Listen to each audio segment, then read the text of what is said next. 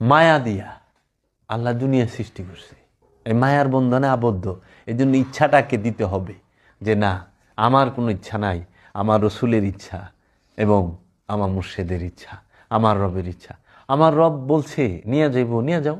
ইন্না লিল্লাহি ওয়া ইন্না ইলাইহি রাজিউন।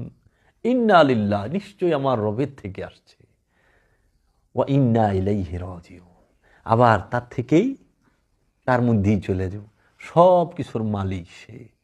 এইখানে যদি তুমি মাইনা নিতে শিখতে পারো, তোমার কোনো দুঃখ নাই, কষ্ট নাই, সব মাইনা নিও যে হ্যাঁ। যখনই তুমি দ্বন্দ্বে মানে বিপরীতে যাইবা, তখনই লাগবো মুসিবত, সেটাও মুর্শিদের তরফ থেকে, রহমত সেটাও মুর্শিদের তরফ থেকে। তোমাকে কেউ মারতে আসছে, মুর্শিদই পাঠাইছে। কারণ খাজা বাবা কইছে, তার প্রধান খলিফা বাবা কুতুবউদ্দিন বখতিয়ার কাকিরে, জানো কুতুবউদ্দিন পরিপূর্ণ ইমান কি? দয়াল, তুমি জানিয়া রাখো, মুক্তাবাদ শরীফেই বাণীটা লিখছে বাবা, তুমি জানিয়া রাখো পৃথিবীর সব থেকে খারাপ ব্যক্তিটা, পৃথিবীর সব থেকে ভালো ব্যক্তির মাথায় একটা লাঠি নিয়ে আঘাত করলো, বাড়ি দিল। তোমার যদি পরিপূর্ণ ইমান থাকে, তুমি জানিয়া রাখো এটা আল্লাহর ইশারাই করছে, আল্লাহই দেওয়াইছে এই বাড়ি। কারণ আল্লাহর ইশারা ছাড়া কেউ একটা পাতাও লড়ে না। আল্লাহর ইশারা ছাড়াও হাতে লাঠি নিতে পারবো না, তো আল্লাহর ইশারা ছাড়াও হাতে লাঠি নিতে পারবো না, বাড়িটাও দেয়া পারবো না। তুমি এই পরিপূর্ণ ইমান যেদিন আনতে পারবা, সেই দিন তুমি যদি বলো পাহাড়কে, পাহাড় তুই সাগরে ঝাঁপ দে, উতাই দিব। আল্লাহর ইশারা আছে, কারণ মনের উপরে আল্লাহ স্বাধীনতা আছে না।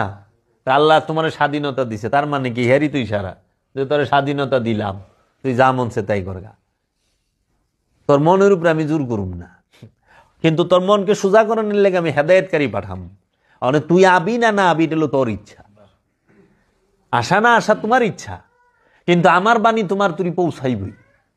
এর জন্য আমরা যারা গেছি না বাবা জাহাঙ্গীরের কাছে, এটা রবেরও ইচ্ছা আছে, আমাকে ইচ্ছাটা একটু বেশি আছে। এর লেগে আপনি কন না, আপনার বাবা আইবেন না, আমার বাবা যেন বাবা আইবা না, দয়াল আপনি যদি নেন। এটা হলো সুরের কথা, বাটপারের কথা। দয়াল তো নিবার লেগে ডাকছে, তুই যাবি নি এটা কর। কারণ দয়াল তোর উপরে পুরা ইচ্ছা দিয়ে দিছে।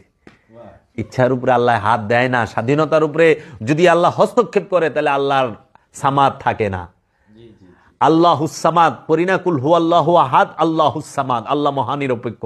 মহানিরপেক্ষই যদি স্বাধীনতার উপরে হস্তক্ষেপই করে, তাইলে আর সে নিরপেক্ষ থাকে না। এর লেগে আল্লাহ যদি শয়তানরে বান্ধি, তাইলে তার আল্লাহ নিরপেক্ষ রইল না।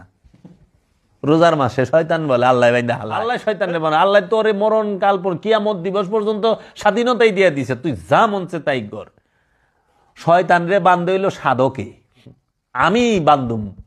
আমার মধ্যে যে শয়তান আছে, সেই শয়তান রে আমি বান্ধুম মুর্শিদকে সাথে লইয়া, রসুলকে সাথে লইয়া। আল্লাহ বানবো না, আল্লাহর ঠেয়া পড়ে না। কারণ আল্লাহ স্বাধীনতা দেওয়ার পরে কোনোদিন হস্তক্ষেপ করে না, আর হস্তক্ষেপ করলে সে সামার থাকে না। এর লেগে 11 মাস আল্লাহ সাইরা থিবু, 1 মাস বাইন্দা থিবু, তোমার মন মতো চলবো নি আল্লাহরই। আল্লাহ বলছে সুন্নাতুল্লাহ লা তাবদীল, আল্লাহর আইনের কোনো পরিবর্তন হয় না। আর মোল্লা রহনে আল্লাহর দে শয়তান রে বান্ধে, তাও মোল্লায় মেহনত করে শয়তান রে বানবো না। বুঝছো, শয়তান রে বানছে, এই মোল্লাই কবে লেছে, আবার রোজার দিনে বলৎকার হইতেছে।